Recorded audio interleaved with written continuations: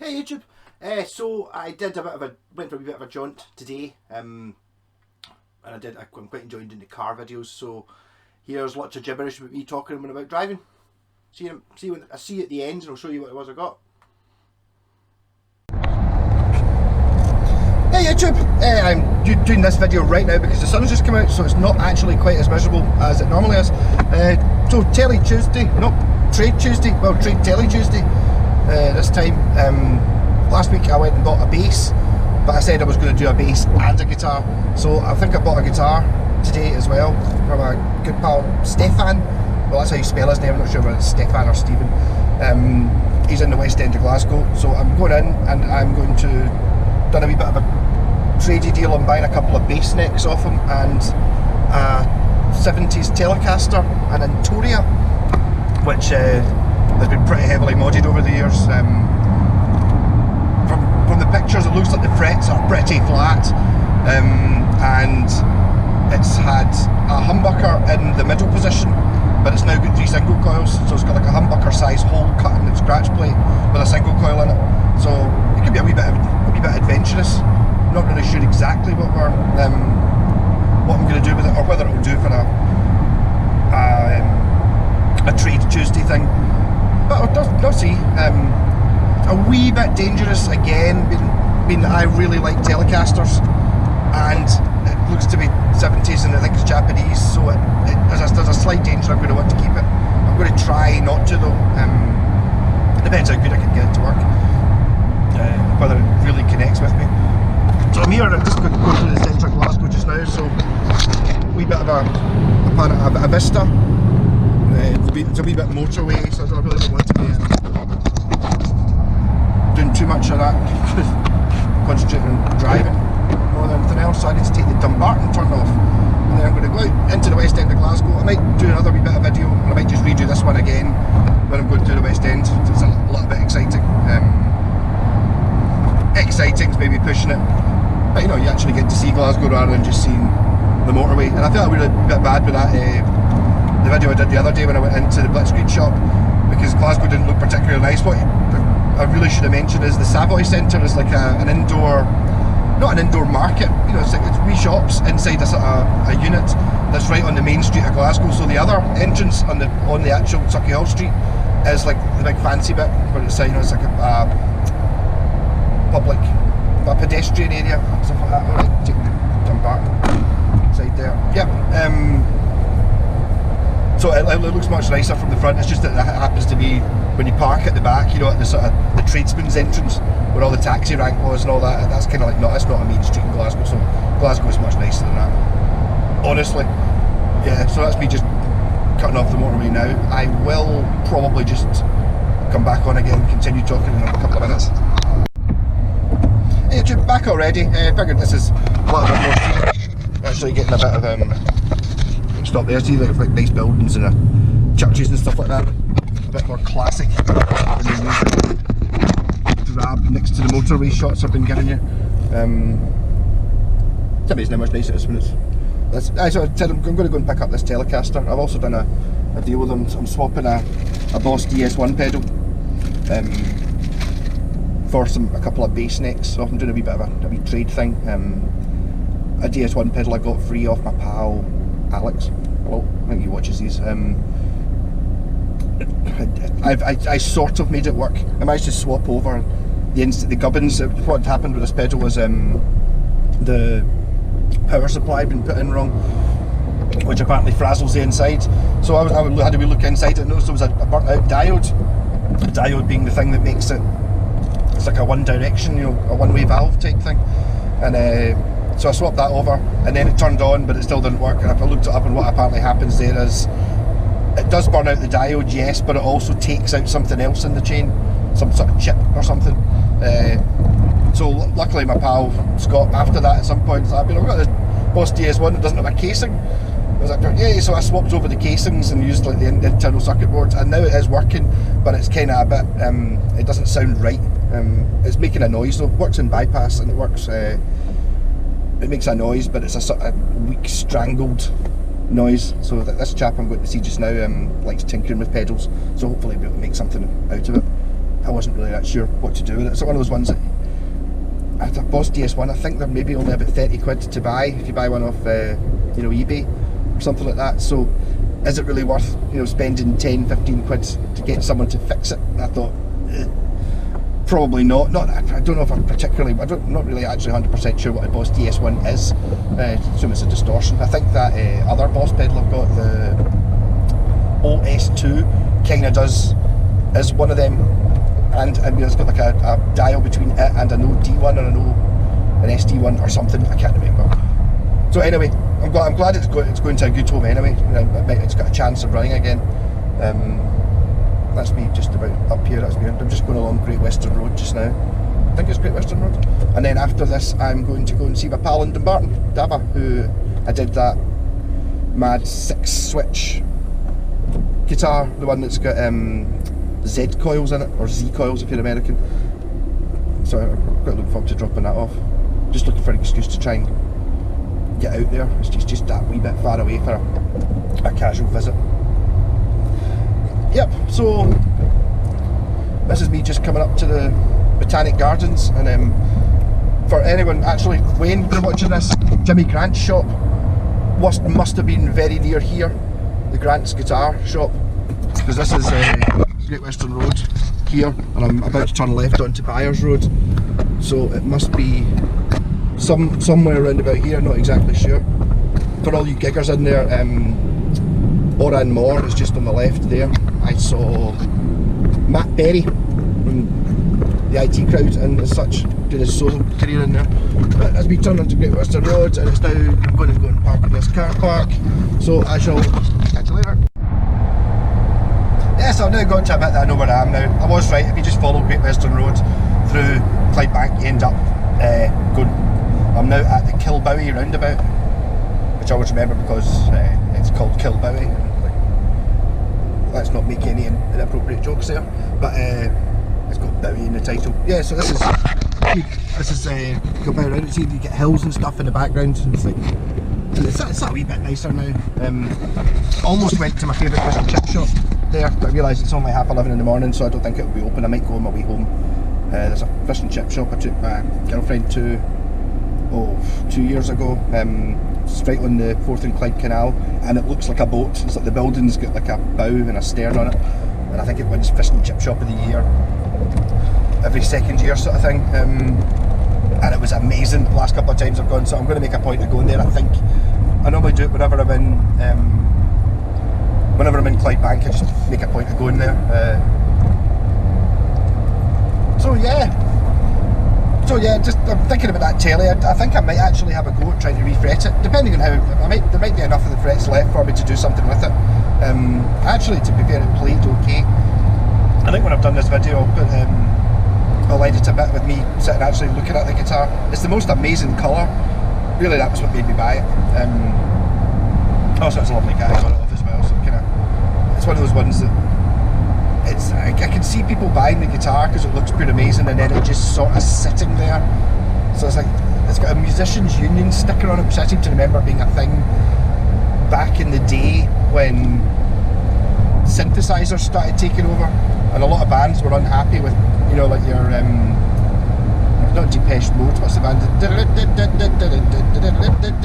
That band, you know, when folk would turn up to do a gig with two guys with synths.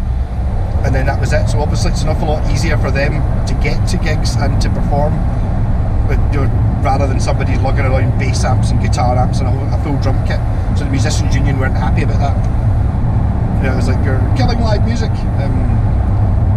So I suppose live music's pretty much dead now, but we'll see what happens. Hopefully once this whole shebang's over, we'll get back onto normal. I'm just coming up to the Erskine Bridge, which is bridge over the River Clyde. Not quite there yet. Still got another half mile to go. I don't know how much more talking will I do. One of the best things about Glasgow is as soon as you go sort of 15-20 minutes away from the slap bang in the centre, you end up in the countryside, and there's mountains and hills and lochs and such things. It gets very nice really quickly. One of the things I struggled with when I was down in London, it was just seemed to, or even more so in China, where it's like you could, I think Shenzhen, where I stayed in China, where I go to stay in China, is like the size of Scotland, and it's just a city. You know, it's got nice bits, but you don't get into that. I never actually got to see any actual wilderness. So I mean, here, that's wilderness up there. Out of the way of it. Andrew's Recovery. Yeah, so that's been, I think that officially that's been left Glasgow now. Possibly. The bridge. And the River Clyde down there. Yeah, so that's the next part of Mad Malko's video tour of Scotland. Guitar tour of Scotland, maybe. Interesting. I wish see if I thought of this years ago, like the number of places I've been, pretty much everywhere I seem to go, there's always a bit where I go, I remember buying a guitar down there. It's like, so I kind of know my way about a little bit. I used to work out this way, delivering Open University parcels, and what was the other thing I did? Lightweight hoovers, like from some mail order company, whatever the SMS I think they were called, the courier company I worked for. So I was delivering that, and I had this run, which was like Paisley, Dumbarton, and then all the way up Loch Lomond and all these places. Now, no one else wanted to do that run, but I liked it because it meant it was out, you know, out in the nice places. Okay. Yeah, that's me just left Dumbarton. I was going to show you Dumbarton Rock, the castle stuff on it, but I couldn't see it from the car. I don't actually know where it is. Seen it before, but never noticed. So this is known as Jackie Stewart's garage, which is where Jackie Stewart, the Formula 1 driver, that first house you see, blue plaque on it, which is where he grew up. So that was the exciting part of the Malko's tour of Scotland. I'm now going to go to Clyde Bank and see if the Super Fish and Chip Shop's open, and I might even have a wee special visit after that, somewhere I've not always wanted to go, but I saw it on tele once and thought, I've never been there, so I might go there on the way home as well. Hey, if I'm right, then I'm only a couple of minutes away from this fish and chip shop. It's kind of looking like I'm in the occasion, so I'm in sunny Clyde Bank right now. I think I've got one more roundabout to go. See if this place is actually open. I don't know. It's 3 o'clock, so I'd imagine it probably is. I don't know. Don't think that's the way in there. Might be wrong though. Got a funny feeling I might be doing a flip round any second. I think I might have just gone past it. How about, no, I think this is it in here. Just looking at the way in, no, I don't think this is the way in either. I think it's the next one. There it is. It's called, there's a tree in the way. See the ship there, it's McGonagall's Fish and Chips and Pizzas.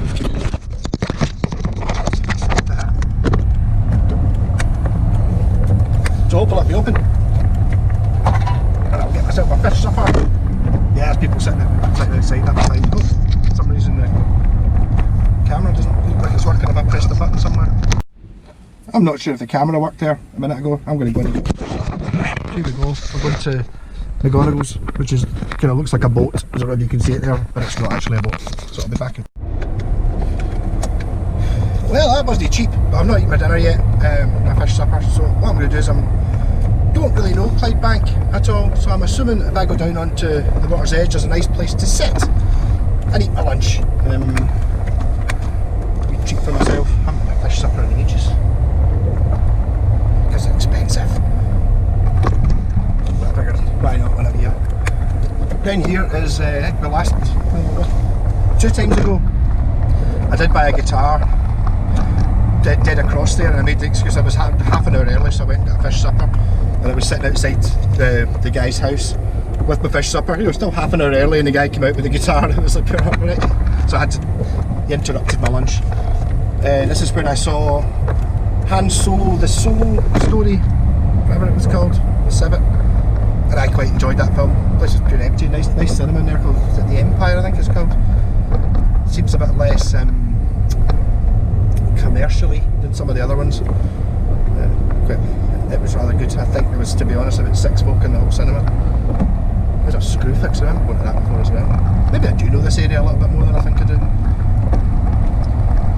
I was figuring if I go this direction I'm going to end up on the Clyde somewhere, so there's probably a car park with a bit of a view. And possibly some seagulls to throw chips at. No, these chips should be really nice, so I might not be throwing very many of them away. Not ringing any bells. Anything so far.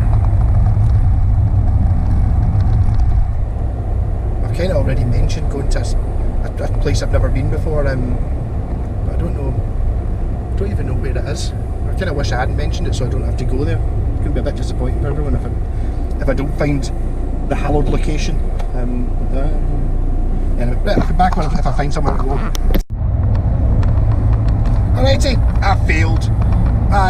Limmy will be disappointed. I saw a documentary he did when he went to Yoker, the fabled land, and I think I've driven through it. I can't really find it. I'm just looking for somewhere I can actually just stop on the Clyde where I get like a bit of somewhere nice to eat my chips.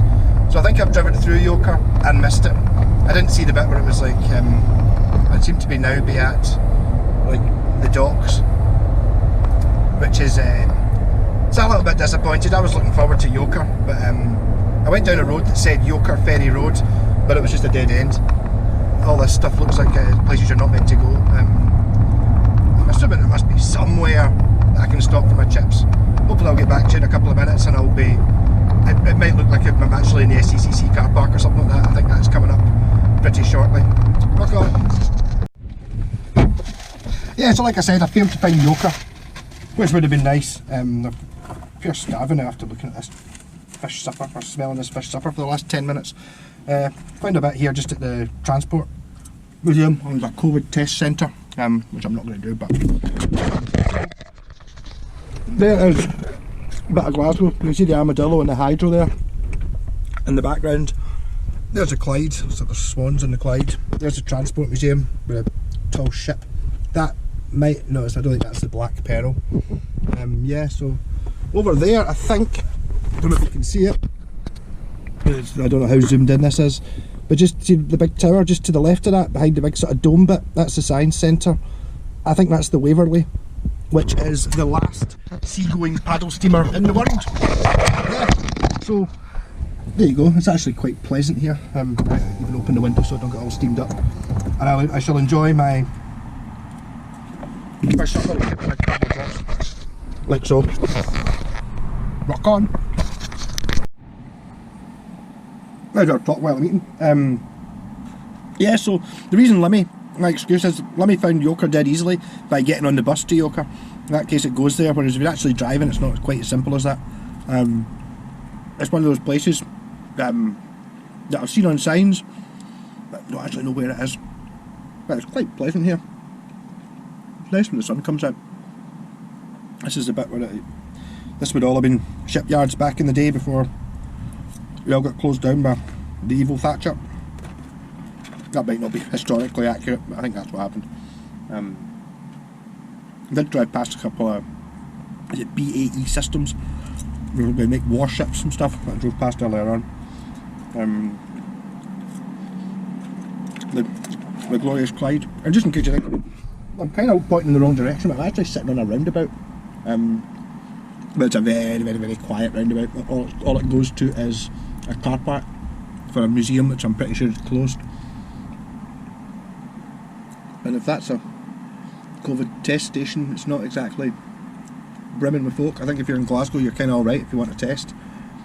I don't want to waste any time. I'm not showing any symptoms or anything like that. How terrifying though. I'll show you the view I've got. So the view behind me is a bit more interesting. That's alright, that's quite pleasant, you know, sun in the water, a boat, etc.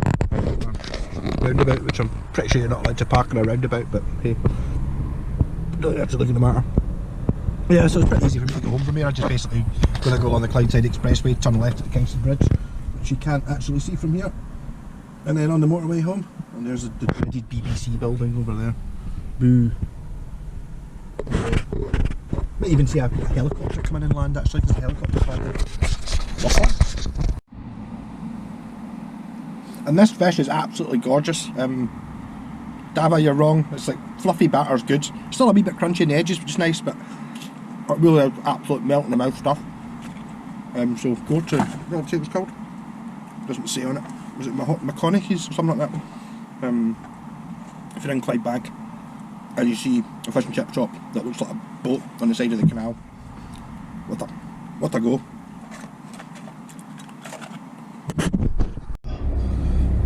Well, there was just slightly too much for me to eat. I did manage to eat it though, but that was just slightly big. I now feel like rather than driving home, I want to be going for a wee sleep.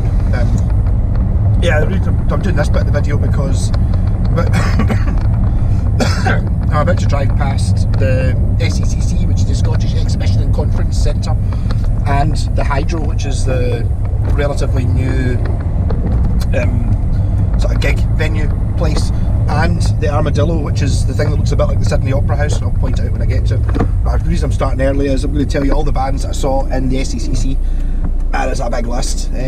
First proper gig was Page and Plant from Led Zeppelin, doing their unleaded, no quarter it was called, the album. It was like Egyptian orchestra and stuff, and Page and Plant.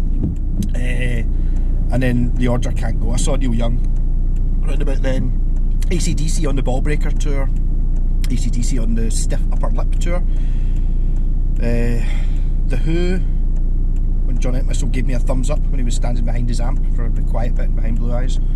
He was power smoked a fag during it. There's just so many bands. I saw Crowded House. I don't know why I remember that. Iron Maiden, Life After Death. My Chemical Romance, the Danger Days tour.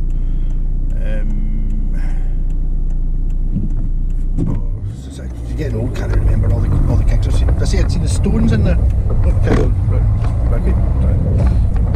Up here, yeah. Saw the Stones right in front of the speakers. That was good fun. Saw Jesus Christ Superstar with when Andrew Lloyd Webber came on stage at the end. Relatively recently.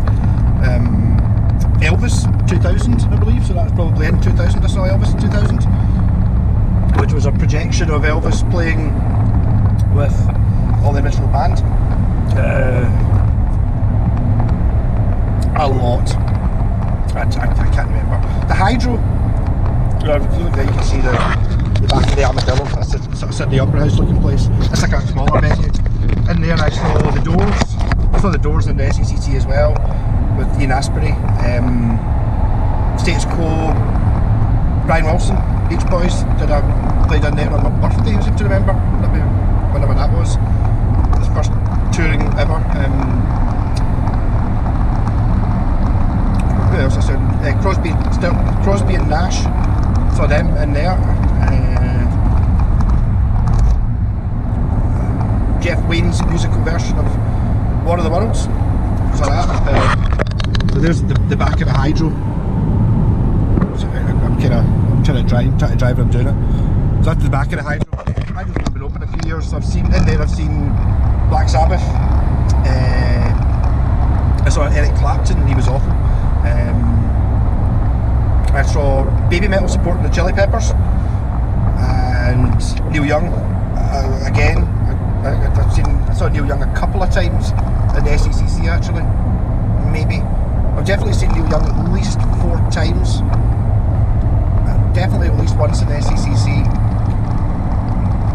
I think it's twice in the SECC and once in the Hydro. I can't remember. What else is on in the Hydro? I never mentioned Judas Priest. Saw them twice in the SECC there.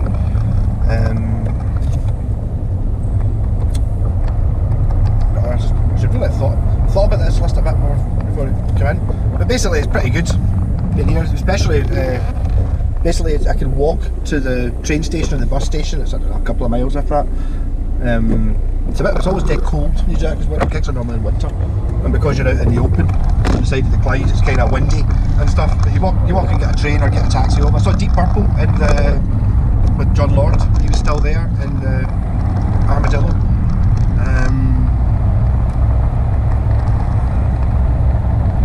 I can't remember. So I really need to have I've got a box with all my tickets in. I should put it in order just so I can remember all the gigs I've been to. as you can tell, most of the bands I went to see were all sort of 60s, 70s bands, rather than actually current bands. I don't know. I've never really been that into current bands, apart from baby metal, obviously. I think that might be. It's all I could immediately think of. Because when you go to these things, they kind of all merge together a little bit because you're seeing them in the same venue.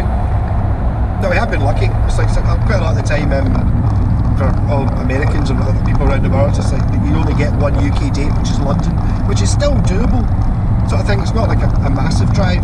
It's like 450 miles or something like that. So it's an overnighter, but not miles and miles away. But generally, if there's more than 2 or 3 dates, we'll get one in Glasgow, and if not, there'll be one in Edinburgh. And Edinburgh is only like an hour away anyway, so it's doable. It's not taxiable, but it's busable or trainable.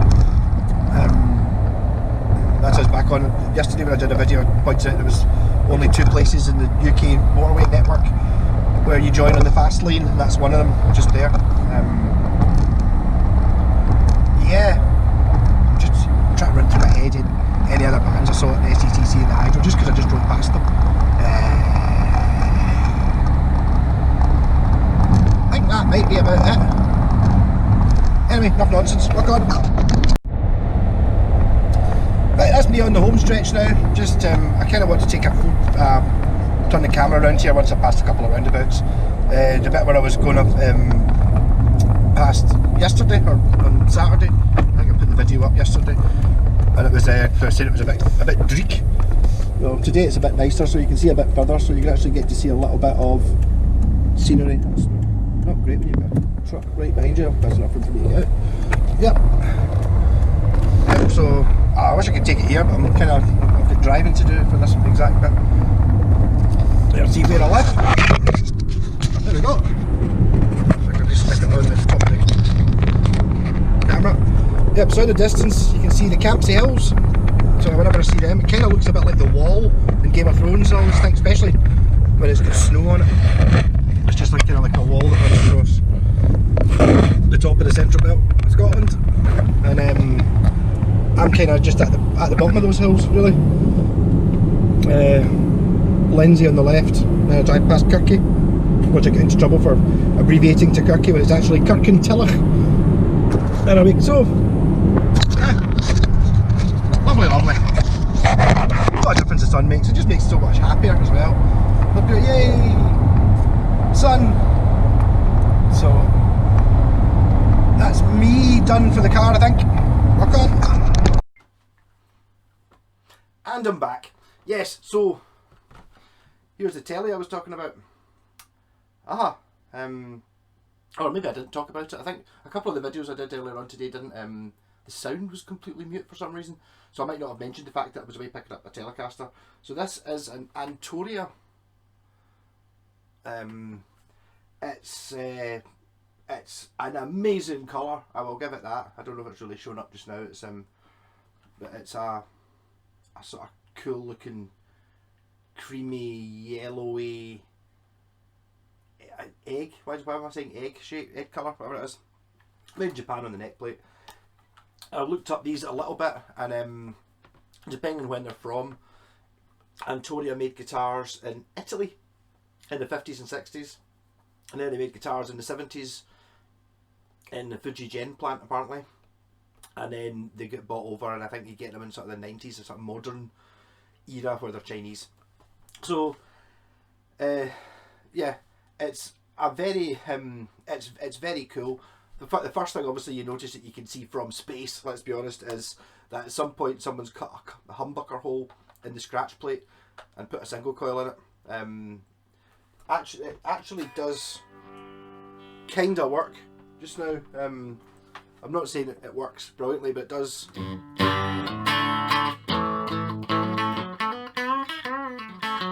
I'll cheat a wee bit, put the compressor on to make it sound not as bad.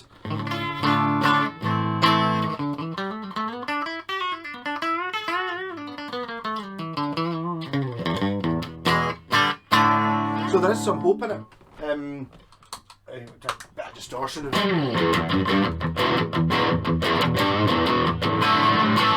These strings are not as old as the guitar, but they're not new.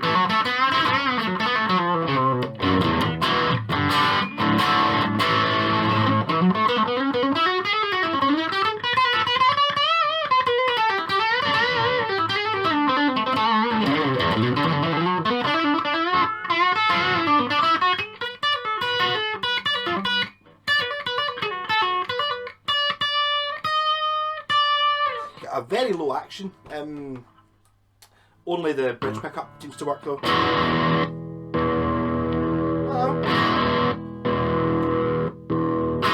don't know how it's wired up because it's got a 3-way switch on it. So how do you wire 3 pickups to a 3-way switch? That's not very well. That's not. Oh! Sorry, that was a. Well, that's a very first for me. Am I going to see that? I can do that again. Yeah. So when I stuck it there with that piece of metal, the pole piece jumped right out. It's like this. I've never seen such a thing. Anyone else ever seen that before? Yeah. So. Well, I don't really know if I've got a comment for what that is. Does that mean it's a magnetic pole piece if it's sticking to the back of these tweezers? Yeah, that's certainly interesting, but it doesn't seem to be on. Oh, it does actually sound like the neck pickup's producing something. Sort of. Was it bridge pickups on? No, so okay, the neck pickup's working as well, it's just really quiet.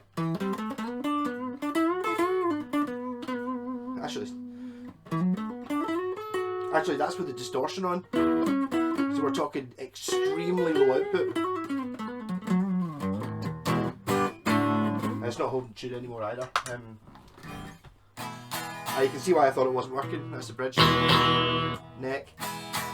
So that could just be dodgily connected. Not really sure about it. The reason I'm doing this video tonight, when I would normally do it tomorrow morning, I did cheat a little bit, even though I'm calling it Tele Tuesday / Trades Tuesday. I actually did it on Monday, so I've got tonight to mess about with sticking all the videos together. When I say edit, I'm not really going to edit, I'm just going to stick them all together, and then I did a wee intro, and I'll do this as the outro. So the tiger sticker's going. It has to be cleaned up. I have to see what the pickups are. I did have a wee. I cheated a little bit and took the plate off just to see if there was anything connected. And one of these pickups has a braided wire on it, which might mean. I imagine it means one of two things. One, which I don't think is that likely, is maybe it's a really good pickup. You know, it might be like a Fender one or a DiMarzio or a Seymour Duncan. Although I'm not sure that like DiMarzios or anything have braided wire, but I think it probably means that one of the pickups is original. This won't have had 3 pickups, so it'll just have been 2. Apparently the scratch plate, the guy I bought it off said the scratch plate's not the exact same shape as a tele one. This bit here is in a different place, so not really sure exactly. I'm kind of tempted to buy like an Esquire scratch plate, and then maybe I'll draw around this one and cut it, assuming there's enough on a tele scratch plate. I do have one out in the garage, a black one, which I suppose I could go and have a look at and see if it's going to cover up. You know, because it's okay if the cut out bit's here somewhere, then that's great because I can just, you know, and cut it. It's just if the cut out bit's up here somewhere, it's not going to fit. So not really decided exactly what I'm doing with this. I see the bridge is a crazy looking thing. The bit that holds the strings and the saddles, so it's not through strung, is basically this steel plate with a bit bent up at the back of it, and it's got 3 saddles with crosshead screws on it. And I would say, looking at these wee dinky bits here, I think this takes an ashtray. It wouldn't take a standard tele ashtray, but I might be able to find one of them. I might have a wee look. I'm sure I've seen this guitar before, this model, kicking about. Not necessarily, what did I say, it was Antoria. My pal Ronnie's got a tele thin line, I think it is, and it's got almost exactly that same logo in the same sort of mother of pearly thing, but it says custom instead of thingy. So I wonder if it's actually looking at it, I can see now it's a 3-piece neck. It's actually a very nice. The woods on the neck is absolutely lovely. On the back, not on the front. On the front, it's manky. I'm not sure whether that will clean, but if you look at the back of the neck, I don't know if this camera's not as good. You can sort of see there. There's the edge, so it's like 1, 2, 3 pieces lengthways, and you can see it's obviously 3 pieces for the neck bit, and then there's an extra bit to take it. This bit here's an extra bit, so it's like 4 pieces if you include that bit there. These tuners look like cheapy ones, but actually I was surprised. They actually turn really well, and they seem to be pretty good. They're really thin. I don't know if you really can see that. Like the actual bit you turn is really thin, so it feels really weird. But I quite like it, so I think the tuners might stay, assuming I can keep them working. I think I might have to learn how to do a fret job. This might be the first time I attempt an actual full fret job, because look at these ones here. You see how flat they are. They're almost painted on. I'm absolutely desperate to clean this. It's manky. That's why I'm doing this video right now rather than wait until tomorrow, because it's just sitting there looking at it. It's just like, I want to find out more about it. I'll do some looking up and see what I think it is. What is amazing is the fact that it plays at all, considering the nick of the frets.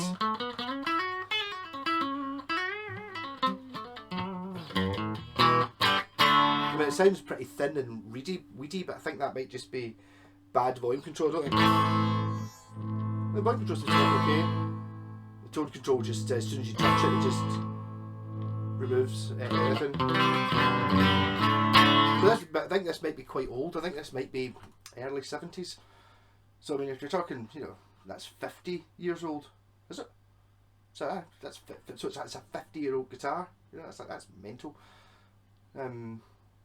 So as I said before, there's a bit of a danger with this that if I end up liking it, it might not be a tradie uppy one, which I kind of don't want another tele, but the colour, I don't know how well the colour's showing up on the screen, just with the crazy, I've got the crazy D-light bulb and thingy, but it's like a total, it's had 1,000 people smoking fags directly at it, and it's obviously been very gigged. It's got the Musicians Union sticker. I remember my first band, Carnival, Gavin, the guitarist, had a Music Live sticker, this exact sticker, on his guitar case. I think it's from the 80s.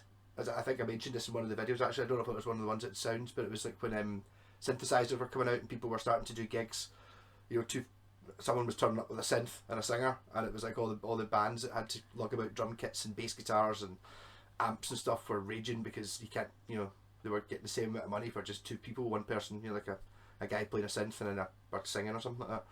So I think that was when the Keep Music Live thing came out, and I can see this being played in the 70s, and it's obviously been very, very well played. I don't know who at some point decided to do that to the frets, but I mean, the thing is, it sort of worked, to be honest. I mean, apart from the fact they look like steel bars, I wonder, I'm not sure whether the fingerboard's obviously got a maple fingerboard, but I mean, it's whether it's dark or it's actually got perloid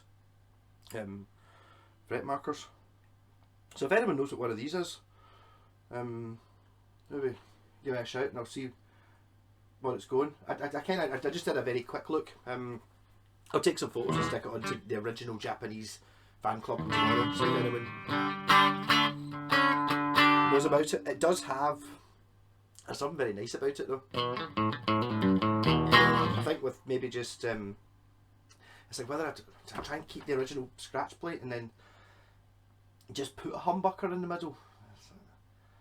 I don't know, like a silver, a chrome covered humbucker, and then it's like, I don't know.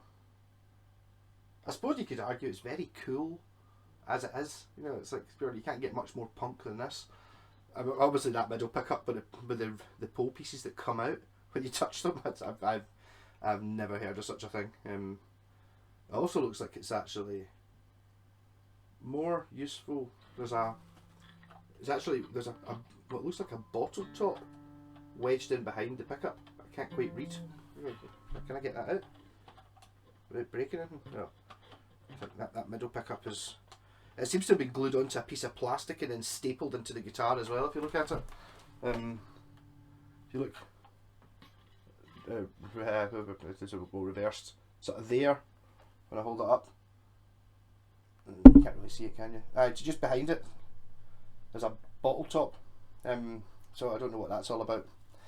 Anyway, so I will, when I get round to doing this, I'm going to strip it and clean it. The Musicians Union sticker is quite cool. It might stay, but this silver tiger thing has to go. It's absolutely hideous. Although in saying that, it does kind of match the headstock, you know, the Antoria logo. Yeah, interesting. So it's amazing what you can find, basically.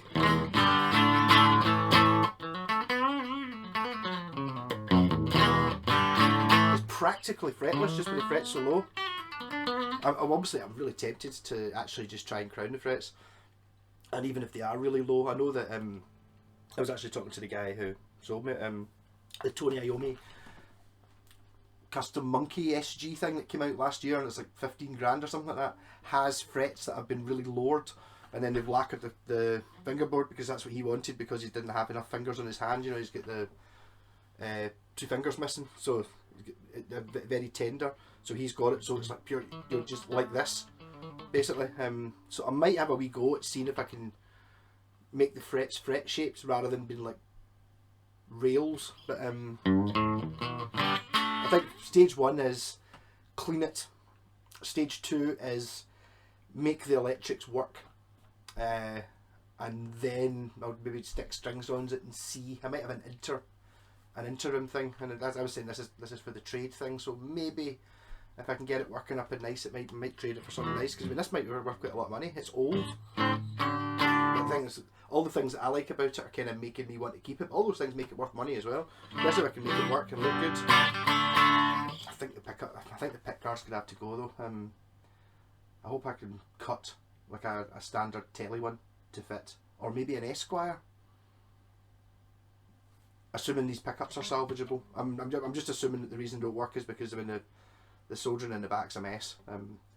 This has been modified a few times.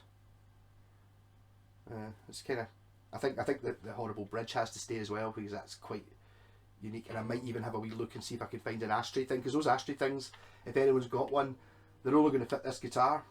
So I'd imagine people have probably got them in their parts box. That may be a wee question for the Facebook original Japanese page, if somebody's got these in their parts box, because it's quite feasible you've got the ashtray but you don't have a guitar to put it on, whereas I've got the guitar but I don't have the ashtray. Yeah, as we talk for 15 minutes on top of however long, this might be a really long video. Anyway, rock on everyone.